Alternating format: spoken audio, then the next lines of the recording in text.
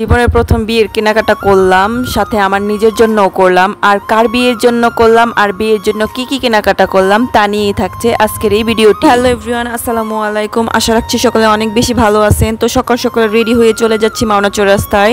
আমরা বিয়ের কেনাকাটাটা মূলত করবো ইয়াকুব আলী মাস্টার টাওয়ার থেকে। সেজন্য ফার্স্টে আমরা ইয়াকুব আলী মাস্টার টাওয়ারে ঢুকে ফার্স্টেই আমরা একটা ভালো দোকানে চলে যাই। আর এই দোকান থেকে আমরা মূলত বিয়ের বেনারসি কিনবো। এখানে ভাইয়ারা অনেক ভালো ভালো শাড়ি আমাদের দেখাইতেছিল। তো এখন বলি কার বিয়ে? এটা হচ্ছে আমার ননাসের ছেলের বিয়ে। বিয়ে বলতে কাবিন করানো হবে, আবার 6 মাস পরে আনুষ্ঠানিকভাবে তুলে আনা হবে। তো কাবিনের ডেটটা খুব তাড়াতাড়ি দিয়ে দেওয়াতে বউয়ের জন্য কেনাকাটাটাও আমাদের খুব তাড়াহুড়ার মাঝেই করা লাগছে। তো যাই হোক, প্রথমে আমরা একটা লাল বেনারসি শাড়ি সিলেক্ট করে নিছি। আর এখন দেখতেছিলাম বিয়ের জন্য ওড়না। তো এখানে যদিও তেমন ভালো ওড়না ছিল না বিয়ের জন্য, তারপরেও কিছু করার নাই, সময় যেহেতু অল্প, এখান থেকেই আমরা একটা বিয়ের ওড়না নিয়ে নিব।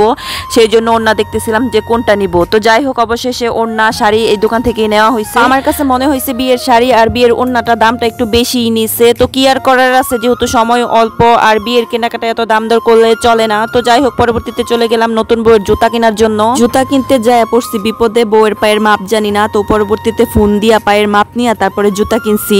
এদিক দিয়ে আমার ননাস আমাকে নতুন বউয়ের জন্য যাবতীয় কসমেটিক্স এর দায়িত্ব দিছিল। আর এই দায়িত্ব আমি দিয়ে দিছিলাম আমার ছোট বোনকে। তো সে যেহেতু কসমেটিক্স এর ব্যবসা করে, সে ভালো বুঝে কোনটার দাম কম হবে, কোনটা ভালো হবে, কোনটা মন্দ হবে, সেজন্য আমি তাকে দায়িত্ব দিছিলাম। আর সেগুলাই সে নিয়ে আসছিল। বিয়ের কেনাকাটা শেষ হওয়ার পরে ননাস আর ননাসের জামাইকে বাসায় পাঠিয়ে দেই। আর আমি আর আমার ছোট্ট বোন চলে আসি একটা দোকানে। আমি আমার জন্য একটা ড্রেস নিব। ভাইয়াটা অনেক ড্রেস দেখাইতেছিল, আমার পছন্দ হইতেছিল না। তো লাস্টে আমার একটা ড্রেস পছন্দ হয়েছে, কিন্তু দোকানদার ভাইয়া অনেক বেশি দাম চাইতেছিল, যার কারণে আমি এই ড্রেসটা নেই নাই। পরবর্তীতে অন্য একটা দোকান থেকে আমি একটা ড্রেস নিয়ে নিই। যাই হোক, কেনাকাটা শেষ হওয়ার পরে চলে আসি ফার্নিচারের দোকানে। আমি একটা ফার্নিচার বানাইতে দিব। ওয়ার্ড্রোপের অনেক বেশি দরকার ছিল, আর অনেক দিন ধরে ভাবতেছিলাম আসবো আসবো করে, আর আশা হয়ে উঠতেছিল না। তো আজকে যেহেতু একটা দরকারে আসছি, তো আমার মনে হলো যে আজকে একটা ওয়ার্ড্রোপ বানাইতে দিয়া যায়। ওয়ার্ড্রোপটা মূলত আমি বোর্ড দিয়ে বানাবো। তো বোর্ডের কালার পছন্দ করার জন্য আমি দোকানের একটু ভিতর দিকে চলে যাই, যায় দেখি একটা চকলেট কালারের ওয়ার্ড্রোপ বানানো আছে।